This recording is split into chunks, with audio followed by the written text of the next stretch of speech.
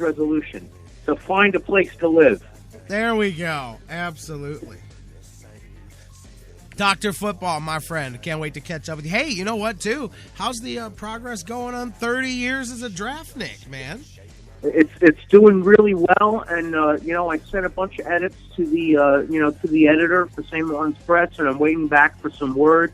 And it looks like we're on track for a summer of 15 release, which I'm very excited about. And planning a book tour, and I hope to sit down and do a live show with you and sign some copies of the book at Harry Buffalo some point in the summer or the early fall of 2015. Yeah, for sure. We'll talk more about that. Good luck with that. Enjoy your new year, and we will catch up with you next week, Doc. All right, take care, man. Stay safe. Don't be careful now tomorrow night. No doing any craziness. Nah, no craziness here, my friend. No craziness here. All right, you be well. All right, that's the doctor. Dr. Football, my friend Bill Check is always with us. You guys can tweet with them at Ask Dr. Football, DR Football, Ask Dr. Football. And he's with us here every Tuesday talking NFL. Let's take a break, come back with the final segment of the day. We'll look ahead, Cavs and the Hawks tonight. CSU Vikings beaten last night at the hands of VCU. We'll talk about that coming back. Did you guys see, by the way, the video? And my man Charles sent it to me yesterday. Now it's all over the place here from Texas A&M. A&M. The coach hitting the West Virginia player. The video is out there now. He hits the other player, not once but twice. Like the other team's player, not joking around. Hits him. Hits him. We'll talk about that, wrap things up, and head you into a new year. Don't go anywhere. Final segment of the Sports Fix for 2014 coming your way next.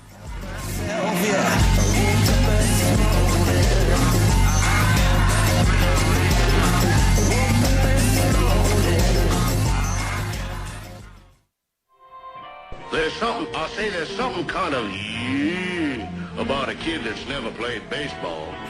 Throwing you the best sports commentary in town. The Sports Fix.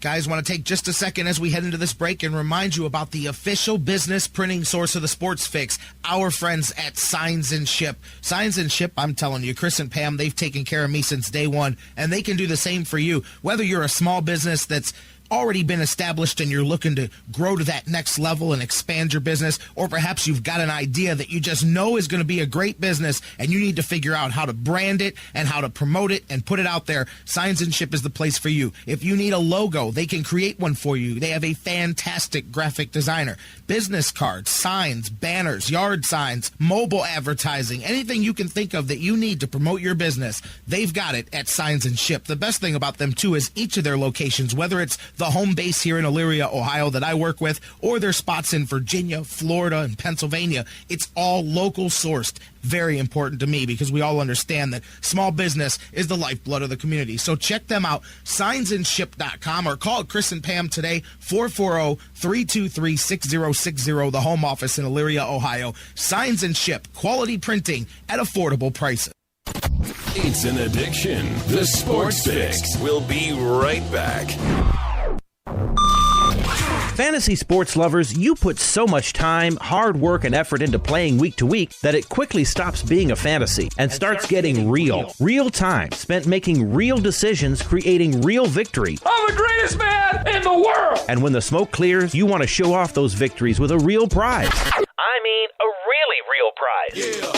Nobody does that like Fantasy Jocks. The crew over at Fantasy Jocks have beautiful, high-quality, and heavy-duty championship belts, rings, trophies, and so much more for all your fantasy sports needs. The trophy's 12 feet high, and it is glorious! Football, baseball, hoops, you name it, they have it. Plus, they have awesome draft kits and party supplies to make all your preseason activities the envy of everyone. If your league needs a ring, belt, or trophy, or you want to upgrade what you already have, there's literally only one place to go.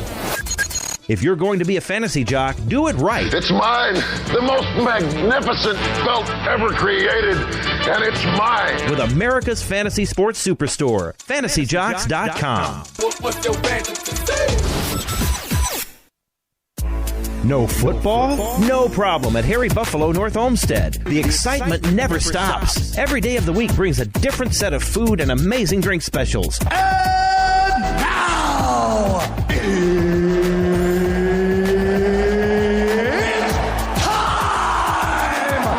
fans. Harry Buffalo North Olmsted is the home for every UFC pay-per-view live on the big screens. Let's get it all! And let's not forget their mouth-watering trademark, the Bison Burger. They sure are good. Nobody does bison like Harry Buffalo. The perfect combination of healthy and delicious. Hey there, eat up, y'all. You's as good church-going folk. Y'all deserve a little treat. What are you waiting for? Get to Harry Buffalo, just outside Great Northern Mall today. Harry Buffalo. Join the herd. Hey, this is Alonzo G. You're listening to the Sports Fix.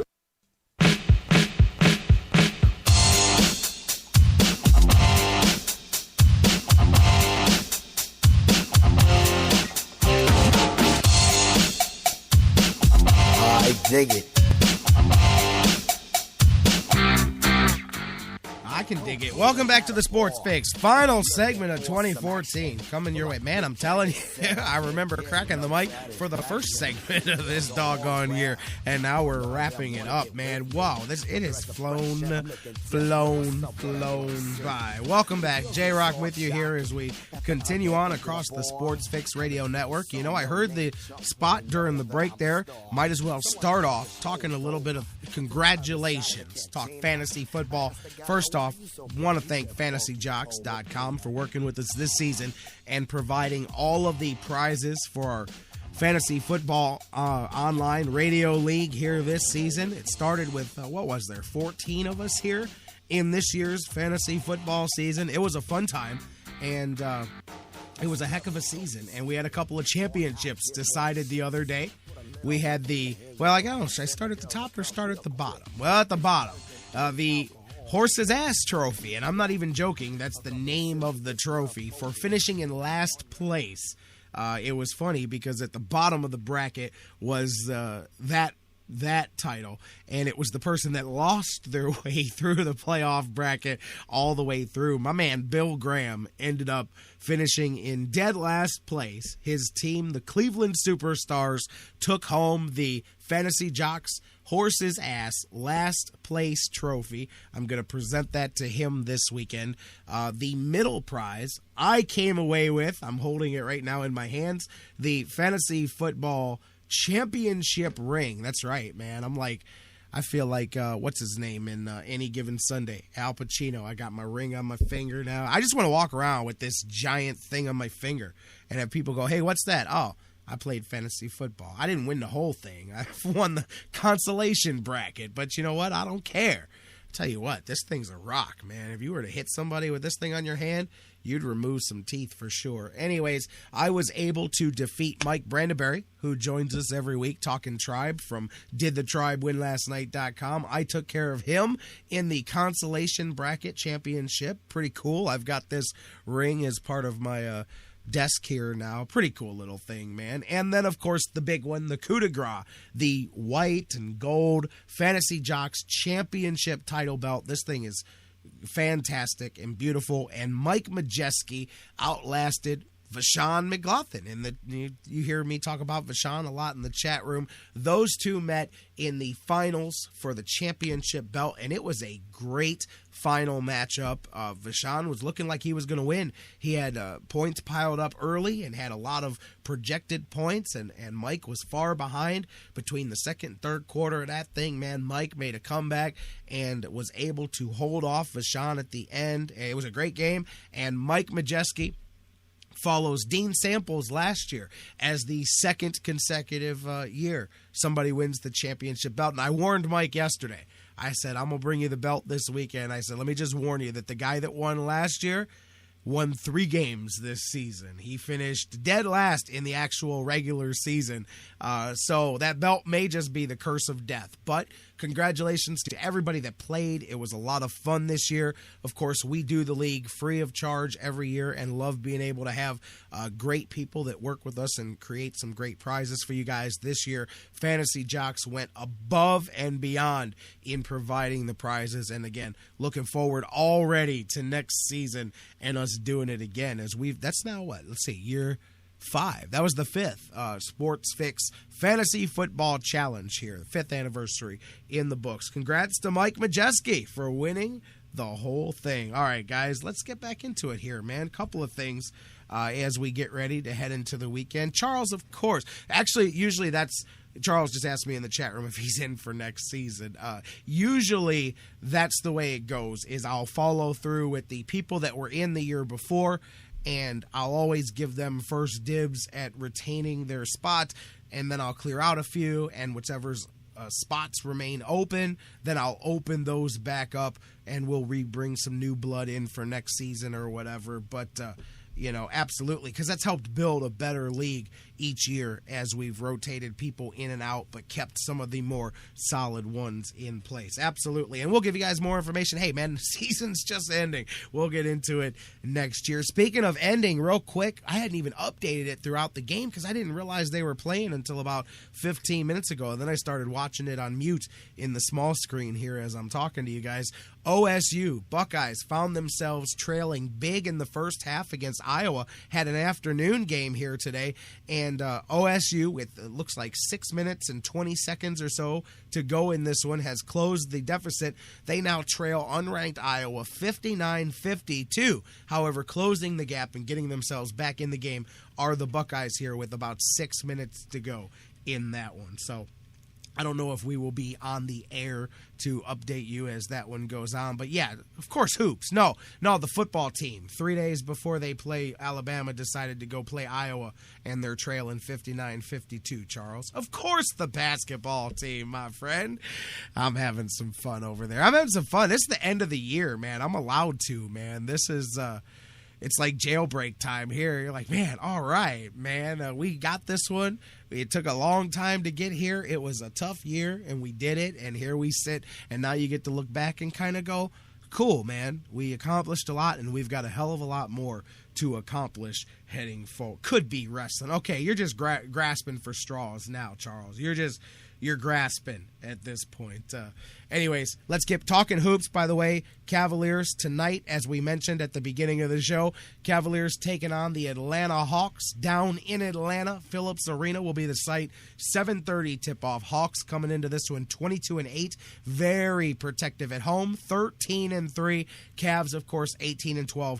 7-6 on the road. They will get a little bit of a boost. Kyrie Irving will be back in the game tonight. He's missed the last two with his banged-up knee. It's LeBron James' birthday, 30th birthday for LeBron. So it'll be interesting to see if he comes out in chill mode or perhaps he'll come out in birthday mode here tonight. I've still got an issue with that, most definitely.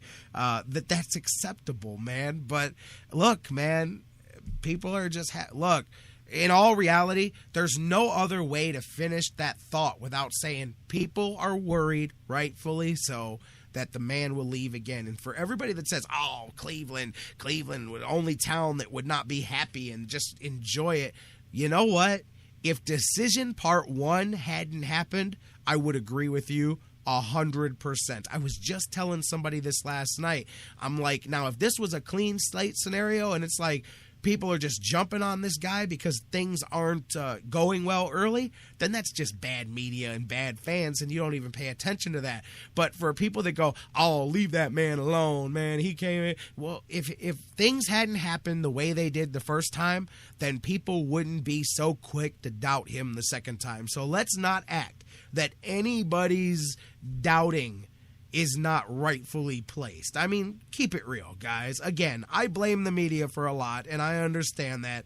But guess what? If you hadn't rolled down once the way you did, nobody would be worried that you may very heartlessly do it again. So remember that. You make the bed, you lay in the bed. And if you guys remember back in October when we were previewing this season, and I said, well, the first time the pressure comes on and people start sniping at LeBron a little bit, he can't get an attitude because he's reaping what he sows, and he's going to have to dig through that and prove to people that he's a different person. And you can say he doesn't. You're right. He doesn't have to prove anything to anybody, and clearly by his attitude, he feels the same way. So it is what it is. Enjoy it, and we'll see where it ends up. But until that changes, until that dynamic is tweaked, we're going to continue to have these same conversations. You can go a long way to quieting some things down by going to Atlanta and winning this one tonight. Whether they will or not, we'll have to find out. It's very hard to project ahead positively for